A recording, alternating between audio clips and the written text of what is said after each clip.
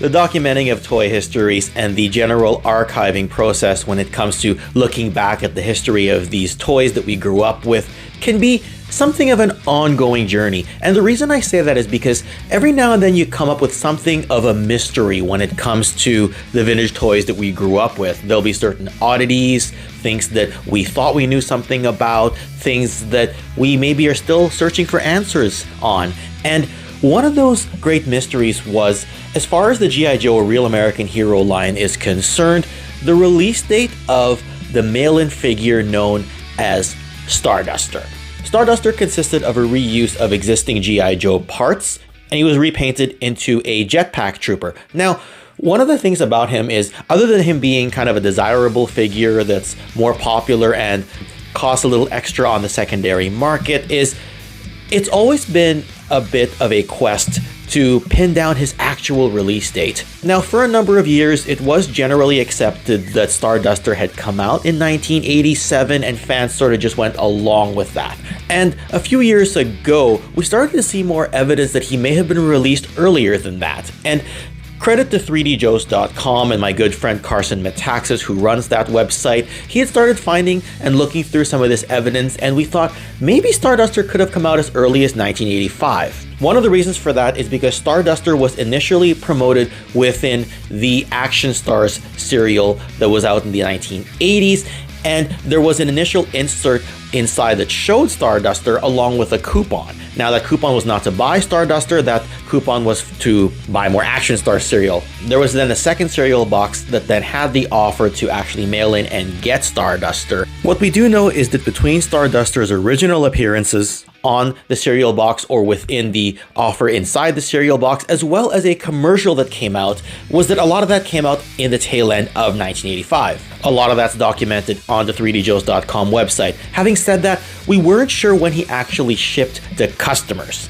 And quite recently, relative to the time of this video, Carson has come into some new information while going through some old Hasbro archives that he was recently given access to show the actual release date of Starduster. I know for some casual fans, they might wonder, like, okay, does it really matter when he was released? But a lot of us like to organize our G.I. Joes chronologically by year of release because there are so many of them. It's like, how else do we sort them? How else do we, sort of document them? How else do we kind of refer to them, especially when there's more than one version of characters that we see over the years? In any case, I'd like to present the footage of a discussion I recently had with Carson from 3DJoes.com on a live stream here on the Toy Connections YouTube channel. Have a look. This is an announcement. I haven't made it to the community yet. Go to 3DJoes and then go to Starduster's page. We have been researching Starduster, and I'm really proud of the Starduster page because that thing goes deep. The level of information. So you're actually going to want to go under 1986. He's not there anymore. Oh, dear God. Sorry, buddy. No, it's okay. Hate to break it to you. All right, so looking at this page, we talk about the 3 versions of the toy that came out, the different parts that were put together to make the figure, so you can keep scrolling down. And then we start to talk about the history. Keep on scrolling. All right, we show some close-up photos of the copyrights and the country of origin and that kind of thing. Here's your first indicator. Don't look at those copyrights, though, because remember, you're reusing old parts from previous figures, so that doesn't really mean anything. Keep scrolling a little bit. What color is that file card? Gray. What color, what year did the gray file card first come out? Not 85. That's right, it's 86. So that's a clue, but that wasn't enough just to change it in and of itself. We'll keep scrolling down. Now, Action Stars cereal came out and there was 3 boxes. These 3 boxes let you know that Starduster was coming. Not with any artwork on the box, but with a coupon that was inserted. So these are Wave 1 cereal boxes. Keep on scrolling down. Those definitely came out in 1985. And then this is the coupon that showed Starduster. Now there you can see him in toy form in that top left corner or that top right corner. There's Starduster. And those are little close-ups of it. But there's a little Kit Bash, figure there for him. And then we'll keep scrolling down. Now, Philip Donnelly found this television commercial, and we were able to track it because it was posted from a VHS that had a bunch of different programming around it. And since it had been digitized and put up, with all this other programming around it, we were able to nail it to a very specific date range, which was late 1985. and it shows the Wave 1 Duke box, not the Wave 2 boxes that actually offered Starduster. So then you keep on going down, and these are the Wave 2 boxes, and so there obviously is illustrations of Starduster now. These are the boxes that had the mini comics inserted, as you can see in the bottom left corner there, free inside G.I. Joe mini comic. And so we knew that the Starduster figure wasn't actually available. Like the actual cutout, that coupon that came with the Wave 1 boxes, that was like a 50 cents off cereal coupon. That wasn't an offer to buy Starduster. The offer to buy Starduster didn't come until the Wave 2 boxes, which you're seeing right here. All right, so if you keep scrolling down. All right, so those mini comics were dated 1985. So we're like, well, shit, did these boxes come out in 1985? Because the mini comics dated 1985 and the coupon offer in there is dated 1985. So did these come out late 85? Because we know Wave 1 came out 85, but did Wave 2 come out late 85? And so that's why Starduster, up until recently, was dated 1985, because we could not say with certainty if he came out late 85 or early 86. All right, we'll keep scrolling. So when did he first ship? Bam! Memo, Hasbro, internal communications. What? Yes, silver bullet. We got the answer, bro.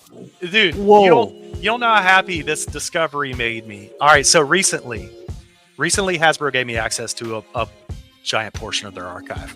And so I went through every memo and titled it and dated it and wrote every character name for anybody that was discussed on all these memos and started sorting through these things. And this is the thing that I found, that one of the things that I found that made me the most excited is from day one, there's two things about this. Scroll up a little bit.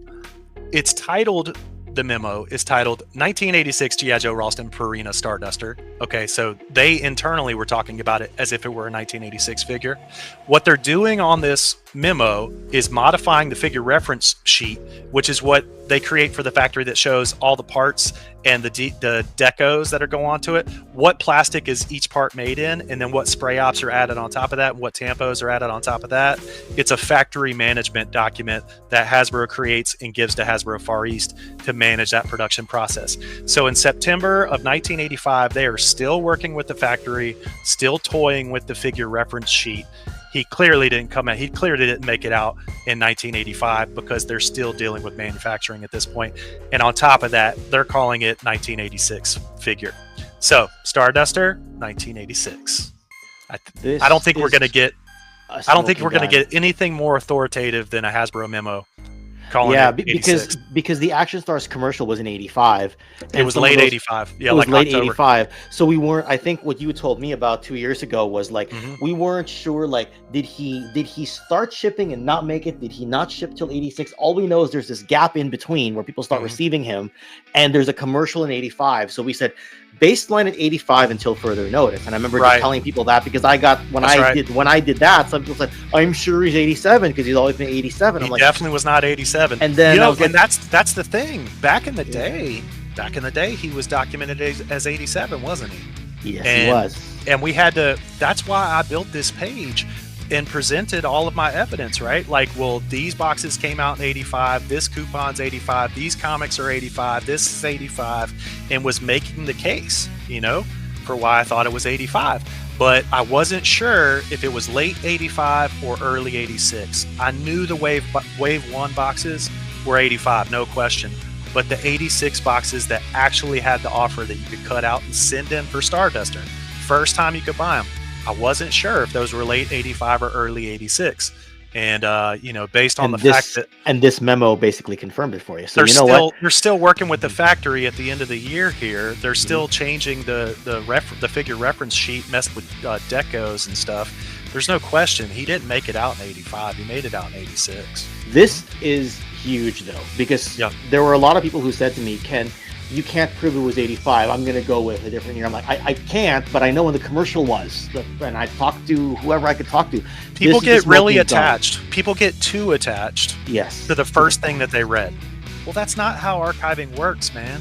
We're always looking for new information. And, one of the reasons why I wasn't sure, like, why I believed 85 initially was because Sarge was the mail away in 86, but this is a different kind of mail away. This is a cereal box mail away. It's not the same thing.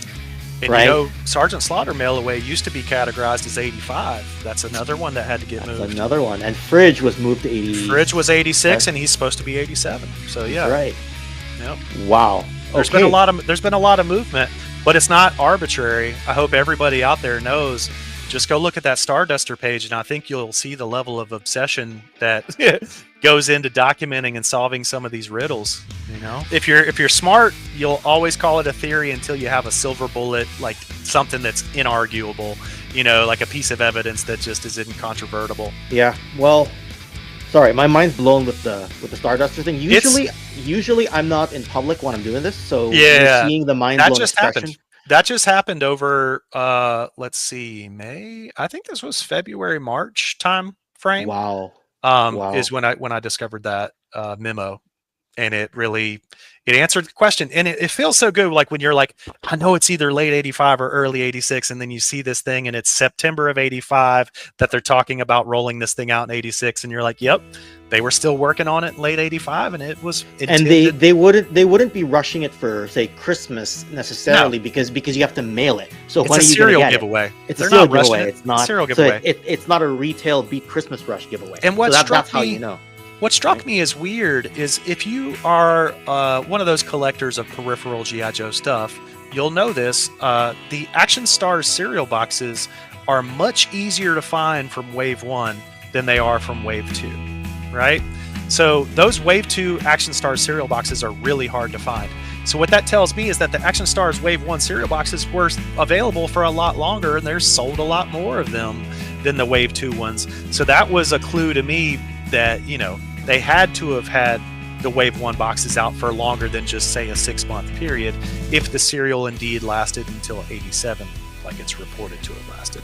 I just start digging, like when something just feels a little off. And I remember the first context clue that I had was those mini comics being dated 85. And I'm like, how is this an 87 figure, but the Marvel mini comics that came in the box with the offer are 85? How's this 87? It just didn't make sense. And so then I just started digging and digging and digging and digging.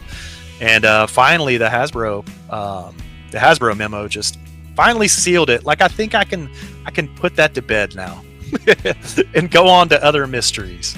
Do note that Starduster did come out in multiple versions. The discussion that we had here on the channel mostly pertains to his version 1A release. Note that the version 1A torso pattern is the one that you see on the file card. It's closest to the one that you see on the cereal box and the cereal box insert. So that's why we've baselined the figure now to 1986 as far as his release is concerned. After the Action Stars cereal promotion was over, Hasbro would continue to mail out Starduster directly to customers, and that's when you see the version B and version C more commonly released. Having said that, like I said at the beginning, archiving and documenting toy histories can be a bit of a fluid process as our peers in the industry continue to dig through old archives, find new information, find new memos like the one that was shown here earlier on. So, hey, a lot of the information can continue to get updated, but you know what? Stay tuned, because it was a lot of fun and it is quite fascinating to kind of discover this information and to talk about it right here on the channel. So that's all I had today. Make sure you subscribe to the channel, press that like button, ring that notification bell. You know the drill. And if you happen to like this video, you can have a look at some other G.I. Joe toy histories by clicking right over here and right over here. Otherwise, yo Joe, and I'll see y'all next time. Thanks for watching and take care.